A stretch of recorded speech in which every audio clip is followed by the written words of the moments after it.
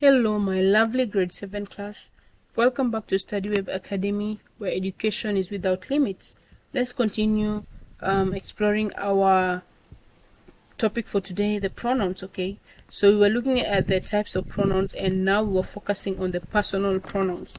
I've told you what personal pronouns are, and I've told you to know about personal pronouns. We need to understand the person who is speaking, the number of the people who are speaking, and the gender. So I was talking about the first person pronoun, where I told you it's divided into singular and plural. So the singular, we have I, me, and myself. Then when you come to plural, we have we, us, and ourselves, okay? So those are the personal pronouns we have. So let's continue, and let's now look at what we call second person pronouns. So with this, they are used to address the person or people you're speaking to. So right now, with the first person pronoun, it referred to the speaker. The speaker, who is the person who is speaking, it's the speaker, right? So the second person pronoun was talking about the speaker. Personally, you who is talking.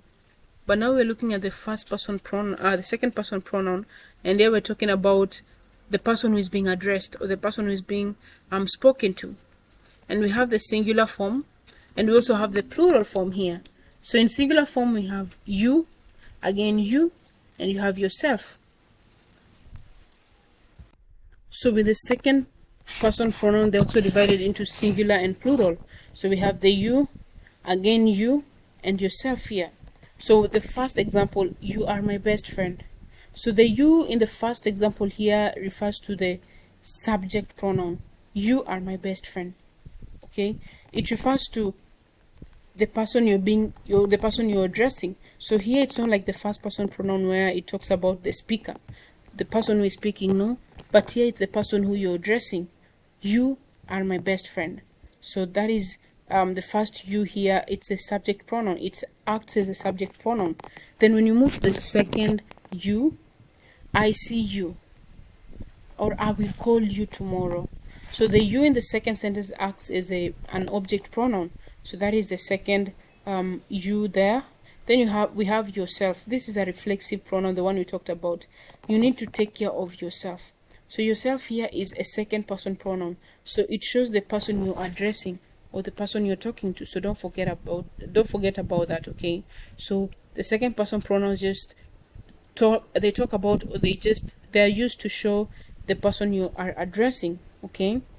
Then we have the plural part of the second person pronoun, and that is you again. So you can show singular and plural. So with the plural here, it acts as a subject again. You are all invited to the party. So compared to this sentence of the subject pronoun you are my best friend, it refers to just one person. You are my best friend. But when you come here, you are all invited to the party, it shows the plural form where you're inviting a lot of people to your party, okay?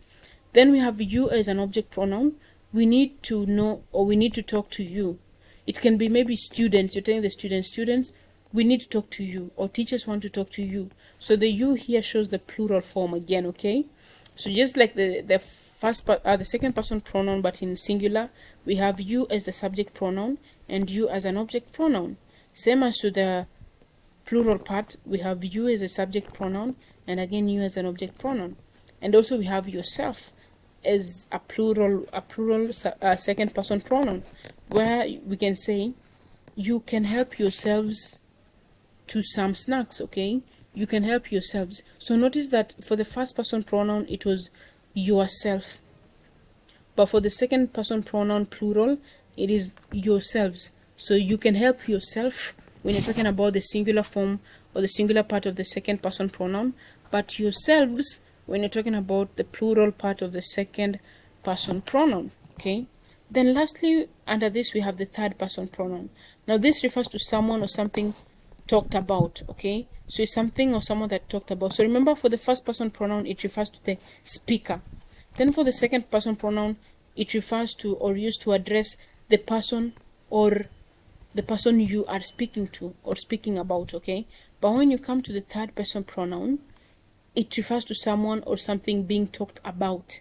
So for example here, when you're talking about someone, now that is when or how the third person comes in. So you notice for the first person pronoun, it's yourself, the speaker here, okay?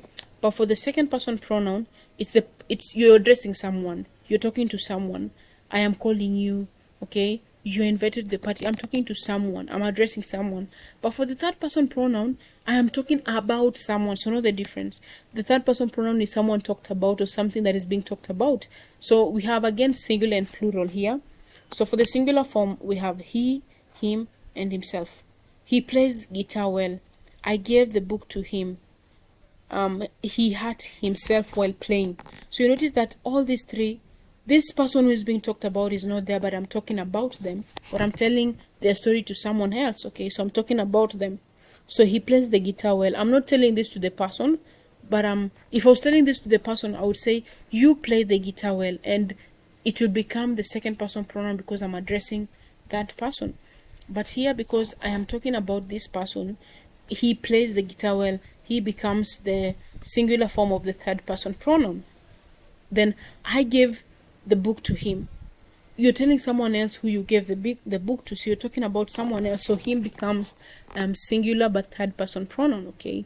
Then he hurt himself while playing. He himself becomes the third person pronoun but in singular form. So just like the rest, the first person, the second person, and the third person, we also have something we call the singular feminine. So here you notice that I'll divide this into feminine and the nectar of the non-living things, okay? And I'll also come to the plural parts and the third, so don't worry about that. So let me come here and talk about the singular, but this was masculine. So I was talking about him, he, and himself. You notice that all this talk about males, okay? It's a boy that I'm talking about here. So this class, don't forget, these are the singular form of the third person pronoun for the male gender. So when talking about a boy, you'll use he, him, and himself. So this is the masculine singular, this masculine singular, okay? But when you're talking about the feminine side of the singular part, now you'll include words like she, her, and herself. So for example, she is a talented singer. She is a talented singer. Now the she here becomes our singular but the feminine side of the third person pronoun. So she, her, and herself are all the feminine singular form of the third person pronoun. John is looking for her. John is looking for her. So her becomes an object pronoun, yes, but in the singular form again. She baked the cake herself. So this is a reflexive pronoun, but again it's a reflexive pronoun, but it's talking about a feminine person here. Okay, so this is the feminine side of the singular part, and then this one was the masculine side of the singular part. Okay, then we have the singular part but the neuter or the non-living things. So basically the neuter also mean non-living things. So these are like the dogs, car, no, sorry about that. So dogs are living things. So these are things like the book, the rain, okay, maybe the pencil. Okay, so these are non-living things. So when we talk about it is raining outside, you notice that it here becomes our third person pronoun, but because we are talking about the rain, it becomes the third person pronoun, but in the singular form. It is raining outside, so it becomes our subject pronoun, but in the singular form. We have the cat chased it. So the cat can be chasing maybe a yo-yo, it can be chasing a ball, it can be chasing a pen. So the cat chased it. Now the it here is not a subject pronoun but an object pronoun, and it shows us talking about something that the cat chased. Okay, then we have itself. It's a reflective pronoun but in the singular form. The computer can run or the computer can turn itself on. Okay, so when we talk about itself, it means that the computer can do this action by itself without necessarily getting help from a person or any other object. Okay, so these are the singular forms of the third person pronoun. So here we had the masculine singular of the third person pronoun, then we moved to the feminine singular of the third person pronoun, then we looked at the neuter or the non-living thing singular of the third person pronoun. Okay, so now let's look at the plural. Those are the singular forms. So notice for all the singular forms we have he, him, himself, we have she, her, herself, we have it, itself. So those are the singular forms of the third person pronoun. Now when you look at the plural form now, we have they, them, and themselves. They won the game. So this shows it's a team or a lot of people who won the game, okay? But it's the subject pronoun they, because the action of winning, or the people who won, or the subject of this sentence, it's they. So them is the subject pronoun. Then when we talk about them, this is an object pronoun. Can you help them? Can you help them? So who is this action being done to? That is the object pronoun. So them becomes our object pronoun, but in plural. They organize the event themselves. So themselves here becomes also it's a reflexive pronoun, showing that no one else helped them arrange the event, but they did it by themselves. They arranged for the event, and they arranged for the entire event by themselves. So notice something about that too. Then one thing we have to know is that understanding the personal pronoun is crucial for effective communication, both in written and spoken language. Using the appropriate personal pronoun helps convey information clearly without redundancy. So like I gave example where you're talking about your mom. You want to avoid repeating your mom, your mom, your mom. So what do? You use these personal pronouns to avoid repetition. So that is something important about these personal pronouns that you should not forget about, okay? So after looking at the personal pronouns, then now we will go look at something else, and another type that we will again have an insight or a deep insight on, and that is the possessive pronouns. So again, I know we already have ideas of what these possessive pronouns are, because I already talked about them in my introduction to pronouns. So the next thing we look at is the possessive pronouns. Now with the possessive pronouns, they're just words that indicate ownership or possession. Again, they're words that indicate ownership or possession. They demonstrate who something belongs to or is associated with. Possessive pronouns replace pronoun or possessive nouns. They replace possessive nouns, nouns that show ownership. So we have nouns that show ownership. So we have pronouns that replace these nouns that show ownership and make a sentence more concise, okay? So possessive pronouns generally just show ownership, or who something belongs to, or who something is associated to. So don't forget about that. Now let's look at the singular possessive pronouns. Just like the personal pronouns, we have the singular possessive pronouns, okay? So with the singular possessive pronouns, they indicate that something belongs to one person or one thing. So here, maybe if it's a ball belongs to one person, not a group of people. So this singular possessive pronouns just indicate that something belongs to one person or one thing. So an example here, we have mine, yours, his, has, its. The red car is mine. The red car is for no one else but for myself, okay, for me. Is this book yours? It means that I'm asking no one else but you. Like I'm being specific on one person. I'm asking you, is this book yours? The bicycle belongs to him. It means that this bicycle belongs to no one else but him. Okay, so that is his bicycle.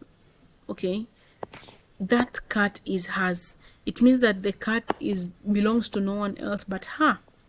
The tree lost its leaves in the fall. It means that the tree, not any other tree, lost its leaves, but this specific tree that we're talking about. So here for the possessive singular pronouns, or the singular possessive pronouns, they show that something belongs to one person or one thing. Then we have the vice versa of that, and then now we have the plural possessive pronoun. Now with the plural possessive pronoun, they indicate that something belongs to more than one person. So with the singular, it's something belonging to one person, but here it belongs to more than one person. So we have ours, yours, and theirs. This house is ours. It means that all of us own this house, okay? Is this bag yours? It means that I'm not asking one specific person, but I'm asking maybe a group of people if that bag belongs to them, okay? Then we have theirs. The keys are theirs. It means that this keys belongs to no one else but them.